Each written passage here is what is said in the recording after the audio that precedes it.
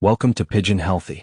Every disease problem I've discussed in this channel, respiratory infections, coccidiosis, paratyphoid, canker, worms, everything has one common thread. They all thrive in dirty, poorly maintained lofts. And they all struggle to establish and spread in clean, properly maintained lofts. Hygiene is the foundation of disease prevention. It's not glamorous. It's not complicated. It's not expensive. But it's the single most effective thing you can do for your bird's health. And most keepers do it inadequately, inconsistently, or completely wrong. I've visited hundreds of lofts over the years.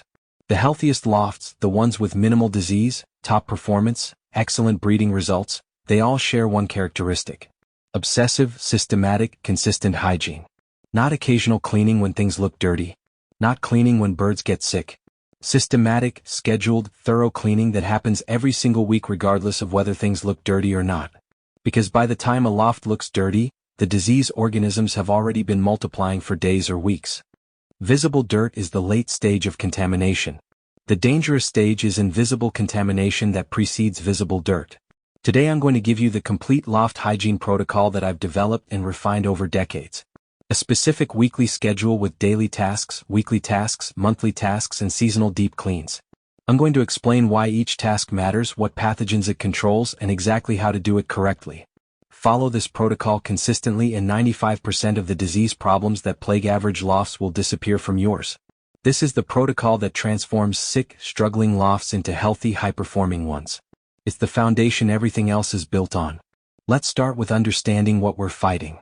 The pathogens that cause disease in pigeons survive in the loft environment for varying periods. Koksidiya oocysts are extremely hardy.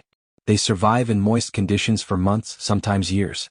They're resistant to many disinfectants. The only reliable way to destroy them is desiccation, meaning complete drying, heat above 70 degrees Celsius, or specific disinfectants like ammonia-based products at high concentration. This means a perpetually damp loft will always have coccidiosis problems regardless of treatment, because the environment constantly reinfects birds. Salmonella bacteria survive in dried droppings for weeks to months. They're protected by the organic matter in droppings. Simply sweeping droppings doesn't eliminate salmonella. You must remove droppings completely and then disinfect the surface beneath. Standard disinfectants like bleach at appropriate concentration kill salmonella effectively. Mycoplasma and other respiratory bacteria survive in the environment for days to weeks, particularly in humid conditions. They spread through aerosols, meaning tiny droplets in the air from coughing and sneezing birds. In a well-ventilated, dry loft, aerosols disperse rapidly and bacteria die quickly. In a closed, humid loft, aerosols linger and bacteria survive longer. Trichomonas, the canker organism, is much more fragile. It survives outside the host for only a few hours and is killed by drying. This means it spreads mainly through direct contact, drinking from the same water, feeding from the same dish, or parent to squab through feeding. Regular water changes and clean waterers largely control trichomonas spread. Worm eggs survive in soil and on surfaces for months. They're resistant to many disinfectants. Physical removal of droppings and contaminated material is the primary control.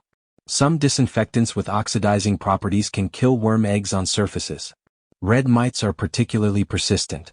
They hide in cracks, crevices, nest boxes, and dark areas during the day and feed on birds at night.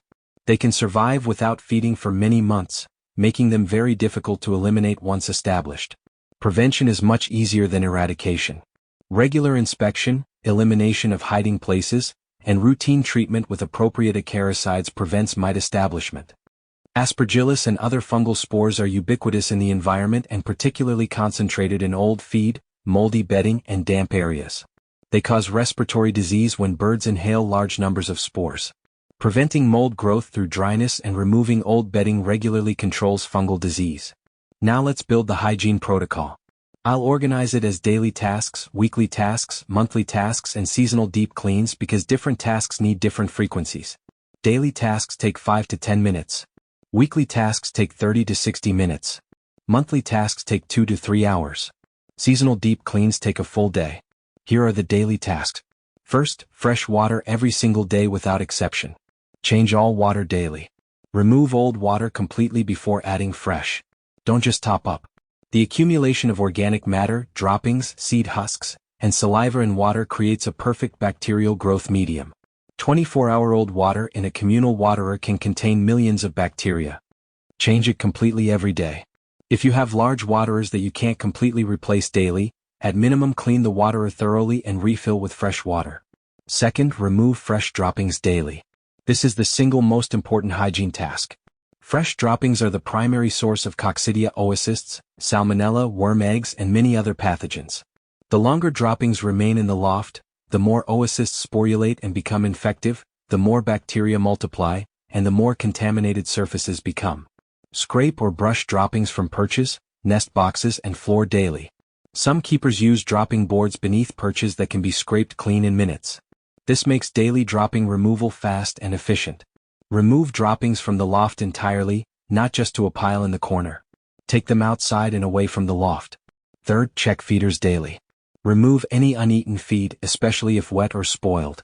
Wet feed grows mold within 24 hours. Moldy feed causes aspergillosis. Never leave wet or old feed in feeders. If birds are consistently leaving feed, you're overfeeding. Reduce quantity to what birds consume in 20 minutes. Fourth, observe birds during feeding daily. This is your health check. Watch each bird eat. Notice any that aren't eating, look lethargic, have abnormal posture, or show any signs of illness. Early detection of sick birds allows early treatment before disease spreads. Daily observation catches problems when they're minor and treatable. Monthly observation catches them when they're major and costly. Fifth, check water temperature. In summer, water heats up and bacteria multiply rapidly in warm water. Change water more than once daily in hot weather if possible. In winter, ensure water doesn't freeze. Dehydrated birds are unhealthy birds. These 5 daily tasks take 5 to 10 minutes total in a small loft. There is no valid excuse for skipping them. Every single day, change water, remove droppings, check feeders, remove old feed, and observe birds. Every day. No exceptions. The consistency of daily tasks is what makes them effective. Skipping one day breaks the cycle of control and allows pathogens to gain a foothold. Now let's discuss weekly tasks. Weekly tasks are more thorough and time-consuming but equally important. First, thorough waterer cleaning. Daily water change maintains freshness, but biofilm builds up in waterers over days even with daily changing. Once a week, scrub waterers thoroughly with a brush, hot water, and a small amount of bleach solution. Rinse completely. The biofilm that accumulates in waterers harbors bacteria that daily rinsing doesn't fully remove. Weekly scrubbing eliminates it. Pay special attention to the base and edges of waterers where biofilm accumulates most. Second, feeder cleaning and disinfection. Feeders accumulate feed dust, saliva, and organic matter that harbors bacteria and mold. Once a week, empty feeders completely, scrub with hot water and brush, disinfect with bleach solution, rinse thoroughly and dry before refilling. This prevents bacterial contamination of feed and mold growth in feeders. Third, perch scraping and disinfection. Daily dropping removal keeps perches clean, but weekly you should do a more thorough scrape and scrub of all perches. Remove accumulated droppings from perch edges and undersides. A putty knife or similar tool works well for scraping hardened droppings. After scraping, wipe or spray perches with a disinfectant solution. Fourth, nest box cleaning. This is particularly important during breeding season. Nest boxes accumulate droppings, food debris, feathers, and ectoparasites rapidly. Weekly, remove all material from active nest boxes, replace nesting material, scrape the box floor and walls, and apply a light dusting of anti-mite or anti-louse powder before adding fresh nesting material. This prevents red mite and louse buildup which would otherwise become established within 2 to 3 weeks. Fifth, floor cleaning. The loft floor is the most contaminated surface because droppings fall there and birds walk on it. Weekly, scrape or brush the entire floor surface to remove accumulated droppings and debris. In lofts with wood chip or sand floors, rake and turn the substrate. In lofts with concrete or tile floors, scrape, sweep, and mop with disinfectant solution. Sixth, wall inspection and spot cleaning. Weekly, visually inspect all walls for mold, moisture, or accumulated dirt. Spot clean any areas showing contamination. Address any moisture sources causing dampness. Seventh, check for red mites. Once a week, inspect all cracks, crevices, nest boxes, and dark areas for red mites. Mites are tiny, red when full of blood, gray when empty. They cluster in cracks. If you find mites, treat immediately with an appropriate acaricide. Catching mites early means treating a small population. Catching them late means fighting an established infestation that's much harder to eliminate. 8th, dead bird removal and investigation. If you find a dead bird during the week, remove it immediately and if possible investigate the cause. A single unexplained death might be bad luck. 2 unexplained deaths in close succession is a warning. 3 deaths is an outbreak. Investigate deaths. Post-mortem examination either by yourself if you know what you're looking for or by a vet, reveals the cause. Knowing the cause allows you to treat and prevent further deaths. Burying or disposing of dead birds immediately prevents other birds from pecking at carcasses and spreading disease. Monthly tasks go deeper than weekly maintenance. First, complete loft disinfection. Once a month, do a thorough chemical disinfection of the entire loft interior. Remove all birds to temporary housing. Remove all removable equipment, feeders, waterers, perches if possible, nest boxes. Scrape all surfaces thoroughly to remove all organic matter. This scraping is critical because disinfectants don't penetrate organic matter well. The disinfectant must contact the surface directly to work. After scraping, apply disinfectant solution to all surfaces, floors, walls, ceiling, perch supports, nest box frames. Use a pressure sprayer for efficiency. Let sit for the contact time specified on the disinfectant label, usually 10 to 30 minutes. Then either rinse or allow to dry depending on the disinfectant used. Allow the loft to dry completely before returning birds. The choice of disinfectant matters.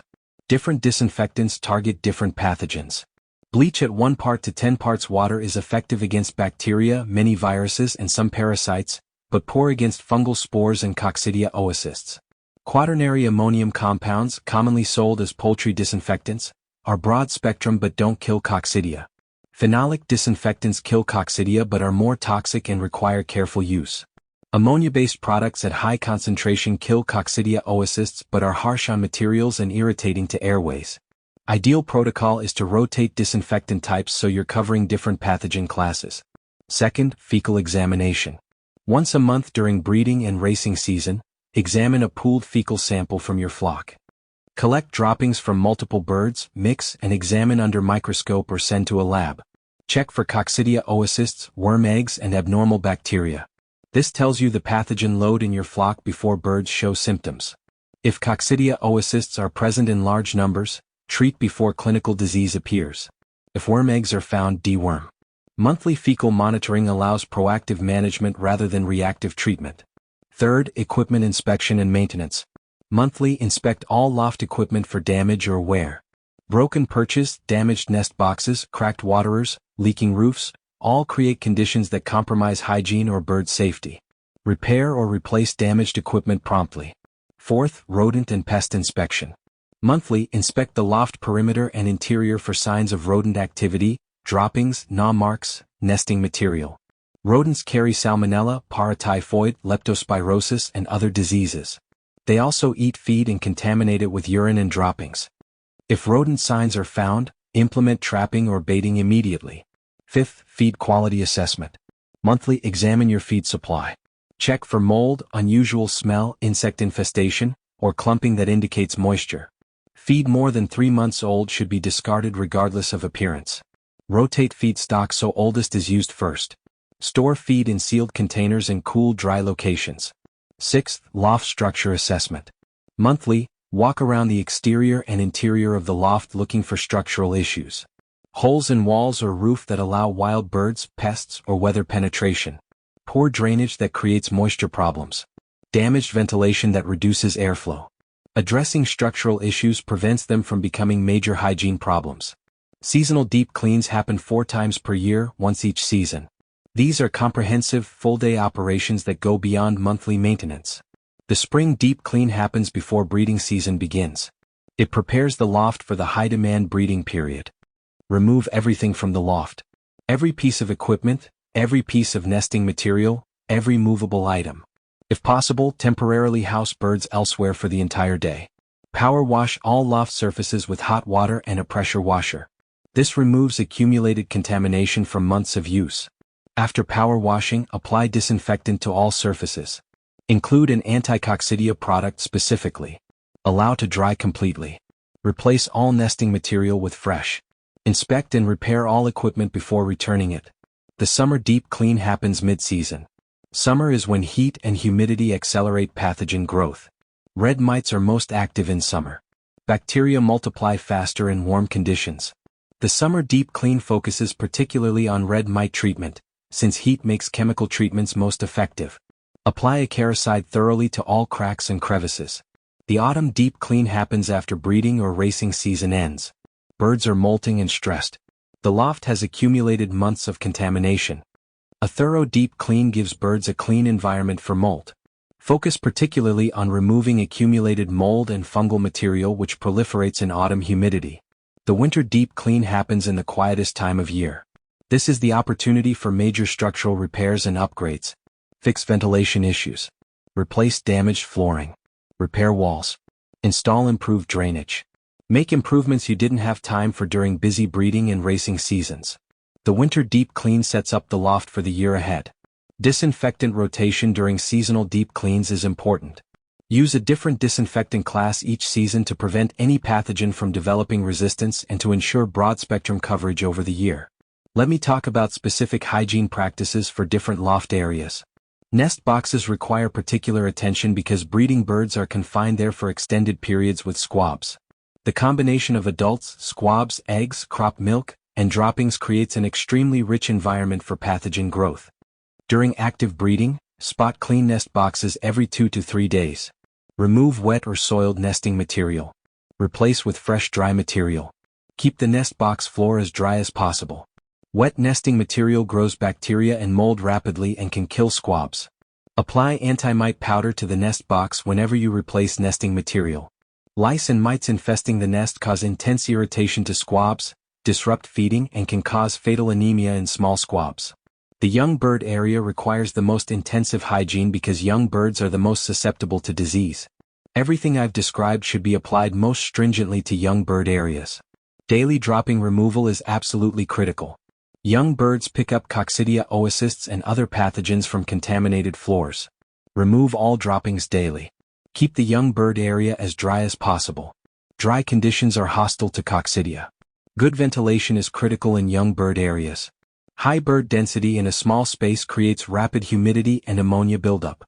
The racing bird areas need particular attention to waterer hygiene because respiratory pathogens spread through water. Multiple birds drinking from the same waterer exchange saliva and respiratory secretions. A contaminated waterer is a disease distribution system. Individual nipple drinkers are the gold standard for disease control because birds don't share a common water body. If using open waterers, clean them thoroughly multiple times per week, not just once weekly. Now let me discuss the hygiene products you should keep stocked. A broad-spectrum disinfectant for routine use. Bleach for heavy contamination and general disinfection. An anti-koksidiya disinfectant like Ucide or similar. A red mite and louse treatment, either spray or powder. A pressure sprayer for efficient disinfectant application. A stiff brush for scrubbing surfaces. A putty knife or scraper for removing dried droppings. A dropping board system if you don't have one. This makes daily dropping removal dramatically faster and more complete. Clean loft, clean birds, clean equipment, clean water. These are the 4 pillars of hygiene. Let me share a transformation case. A keeper contacted me because they were losing birds constantly, spending hundreds on medications every year, and still had chronic disease problems. They treated for everything repeatedly but problems always returned. I visited the loft. The hygiene was poor. Droppings accumulating for days before removal. Waterers with visible biofilm. Feeders with old feed accumulating. No regular disinfection. No mite treatment. Old nest material that hadn't been changed in months. The loft was a disease incubator. No amount of medication could overcome the constant re-exposure from the contaminated environment. I helped them implement the complete hygiene protocol. Daily dropping removal and water changes. Weekly thorough cleaning and disinfection. Monthly complete disinfection and fecal monitoring. Seasonal deep cleans. Within 3 months, the disease situation transformed. Respiratory infections stopped occurring. Koksidiya was controlled without constant medication. Young bird mortality dropped from over 20% to under 3%. The keeper went from spending hundreds on medications to spending almost nothing. The same birds in the same loft, simply kept hygienically, were healthy. The disease wasn't coming from the birds or bad genetics. It was coming from the filthy environment. Clean the environment and the diseases disappeared. Another case was a breeding loft where squab mortality was high. Many squabs dying in the nest at 10 to 14 days old. The cause was Klebsiella and E. coli bacterial infection picked up from the nest environment. The nest boxes hadn't been properly cleaned in months. They were contaminated with bacteria that infected squabs through the skin and umbilicus in the first days of life. We implemented strict nest box hygiene, cleaning every 2 to 3 days during breeding, replacing all nesting material, disinfecting boxes between rounds. Squab mortality dropped from 30% to under 5%. The nests were killing the babies. Clean nests saved them. These cases represent dozens of similar situations I've encountered. In almost every case of chronic disease, inadequate hygiene is either the primary cause or a major contributing factor. Medications treat disease after it occurs. Hygiene prevents it from occurring. Prevention is always better than treatment. It's cheaper, less stressful for birds, and more effective. Medications have side effects, pathogens can develop resistance, and treatment never fully compensates for the damage already done. Prevention through hygiene costs time but almost nothing financially, and it works consistently. Your implementation plan is straightforward. First, assess your current hygiene practices honestly. Are you doing daily water changes and dropping removal? Weekly thorough cleaning? Monthly disinfection? Seasonal deep cleans? If not, identify the gaps. Second, create a written schedule. Post it in the loft. Daily tasks listed for every day. Weekly tasks assigned to a specific day of the week. Monthly tasks scheduled on your calendar. Seasonal deep cleans planned in advance. Having a written schedule removes the reliance on memory and intention and makes hygiene systematic and reliable. Third, get the right supplies. Ensure you have a good disinfectant, brush, scraper, pressure sprayer, dropping boards if possible, anti-mite treatment, and fecal examination capability. Fourth, implement the schedule immediately. Don't wait for the right moment. Start tomorrow. Daily tasks tomorrow. Schedule the weekly cleaning for this weekend. Plan the monthly disinfection for end of this month. Get started. Fifth, maintain consistency. The protocol only works if it's consistent. Inconsistent hygiene allows pathogens to re-establish between cleaning events. Consistent hygiene maintains pathogen loads below the threshold for disease outbreak. And sixth, adjust based on results. If disease problems persist despite implementing the protocol, investigate whether there are areas being missed or whether specific pathogens require specific additional measures. Fecal monitoring tells you whether the protocol is successfully controlling coccidiosis and worms. Visual inspection tells you about mites and lice. Respiratory disease rates tell you about air quality and respiratory pathogen loads. Let the results guide your adjustments. Hygiene is not the exciting part of pigeon keeping. People want to talk about bloodlines, racing strategies, training programs, performance optimization. But none of that matters if birds are sick from preventable diseases that stem from poor hygiene. The best genetics in the world underperform in a dirty loft.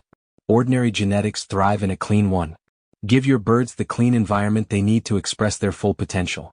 Implement this protocol, maintain it consistently, and watch disease become a rare exception rather than a chronic expectation. That transformation is available to every keeper willing to commit to systematic hygiene. If this protocol helps you control disease and improve your bird's health, share it with everyone you know who keeps pigeons. Hygiene is universal but universally neglected.